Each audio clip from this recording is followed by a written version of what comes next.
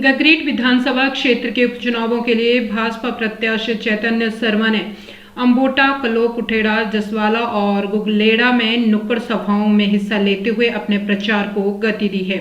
इस अवसर पर जहां उन्होंने भाजपा के लिए वोट मांगे, वहीं कांग्रेस पर भी खूब हमला बोला। चैतन्य शर्मा ने कहा कि कांग्रेस के नेता इतनी जल्दबाजी में हैं कि उन्हें भद्रकाली के रहने वाले युवक भी बिहारी दिख रहे हैं, जिसकी असली वजह यह है कि उनकी नामांकन रैली में उमड़ी भीड़ की वजह से कांग्रेसी नेताओं की नींद उड़ी हुई है। यही वजह है कि उनकी रैली में शामिल हुए भद्रकाली के युवकों को बिहारी बताकर शर्मनाक हरकत की जा रही है, जिसके खिलाफ कानूनी कार्रवाई अमल में लाने जा रहे हैं। चैतन्य शर्मा ने कहा कि जो लोग चैतन्य शर्मा पर झूठे आरोप लगाकर उन्हें बदनाम करने की साजिश रच रहे हैं, उन्हें जमीनी हकीकत का पता 1 जून को लगेगा, जब गगरेट की जनता भाजपा के पक्ष में बढ़ चढ़कर मतदान करेगी और देश प्रदेश में भाजपा की डबल इंजन वाली सरकार बनेगी। उन्होंने कहा कि कांग्रेसी प्रत्याशी हिम्मत दिखाकर अपने 7 साल का जन सेवा का लेखा जोखा जनता के सामने प्रस्तुत करें और बताएं कि कोरोना काल में जब जनता में त्राही त्राही मची थी, तब कांग्रेस के नेता अंडरग्राउंड क्यों हो गए थे, क्यों उन्होंने सत्ता का दुख दर्द नहीं बांटा, क्यों उन्होंने विपक्षी नेताओं की भूमिका नहीं निभाई, क्या उनका प्यार गगरेट की जनता के प्रति मात्र उसी समय उमड़ा है जब चुनाव आते हैं। जब चुनाव में हार मिल जाए तो मात्र आराम फरमाओ और जनता को भूल जाओ। करा जा रहा है, ये वही लोग हैं जो और भी अन्य विधानसभा क्षेत्रों से संबंध रखते हैं।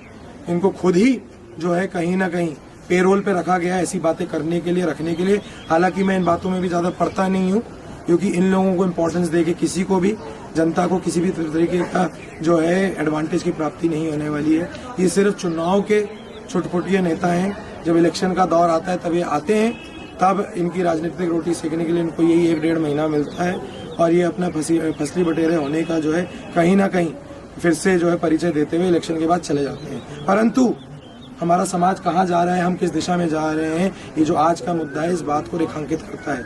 इलेक्शन के इस दौर में जब हमें कहीं ना कहीं धरातल की परिस्थिति को समझते हुए तथ्य और तर्क की बात करनी चाहिए, हम कहीं ना कहीं एक इतना तनावपूर्ण वातावरण खड़ा कर रहे हैं कि हमारे अपने कौन है, हमारे पराये कौन है, हम उसके बारे में भी जो है कहीं ना कहीं एक लाइन नहीं खींच पा रहे हैं।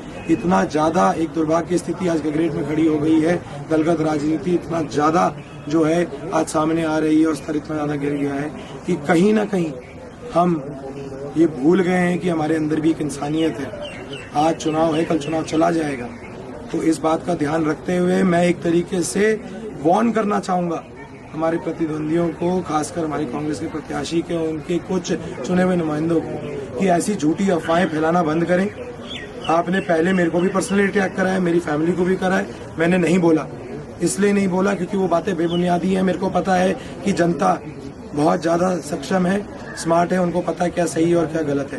परंतु अगर आपने अपनी तरफ से हमारे क्षेत्र के किसी भी व्यक्ति के प्रति किसी भी अभद्र भाषा का प्रयोग किया या किसी को भी नीचे दिखाने की कोशिश करी, तो उसके ऊपर सख्त से सख्त कानूनी कार्रवाई होगी और उस संदर्भ में फिर मेरे से बुरा व्यक्ति आपको कहीं ना कहीं फेस करने के लिए कहीं नहीं मिलेगा। ये मैं आपको इस बात की सचेतना देते हुए आपको बिल्कुल क्लियरली वार्न करना चाहता हूँ। और आज मैं अपने भाइयों से भी जो आज आपके सामने खड़े हुए हैं, आपसे भी क्षमा मांगता हूँ कि ऐसे कहीं ना कहीं हमारे राजनीतिक प्रतिद्वंदी हैं जो अपना कौन है पराया कौन है इसी का जो है कहीं ना कहीं अंतर नहीं बता पा रहे हैं, और ये बहुत ही दुर्भाग्य की बात है।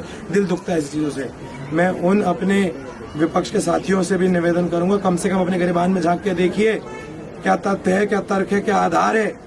अपने घर में बैठे हुए अपने बच्चों के बारे में सोचिए, अपने भविष्य के बारे में सोचिए, आप अपने क्षेत्र को और प्रदेश को किस दिशा में लेके जा रहे हैं। इन्हीं शब्दों के साथ मैं आज दुखी मन से अपनी क्षेत्र की जनता का धन्यवाद करता चाहता हूँ जो आप मेरे साथ जुड़े रहे, अपने भाइयों का, इनके पूरे समाज का, हमारे पूरे गगरेट के निर्तुल्य जनता का धन्यवाद करना चाहता हूँ। और इस विधानसभा के चुनाव में सत्य की सत्यता के ऊपर जीत होगी और मेरे को प्रभु श्री राम पे पूरा विश्वास है कि जिस सोच को विकसित करने के लिए मैं पहले भी जनता के बीच में था, आज भी जनता के बीच में हूँ, आगे आने वाले कल में भी रहूंगा, उसको विकसित करने के लिए भारतीय जनता पार्टी की हम सरकार भी बनाएंगे, देश में भी बनाएंगे, प्रदेश में भी बनाएंगे और हम सभी भी भाई लोग एकजुटता की भावना के साथ इस लड़ाई को सकारात्मकता के आधार पर लड़ेंगे। आपका बहुत बहुत धन्यवाद। जय हिंद, जय हिमाचल, जय गगरेट।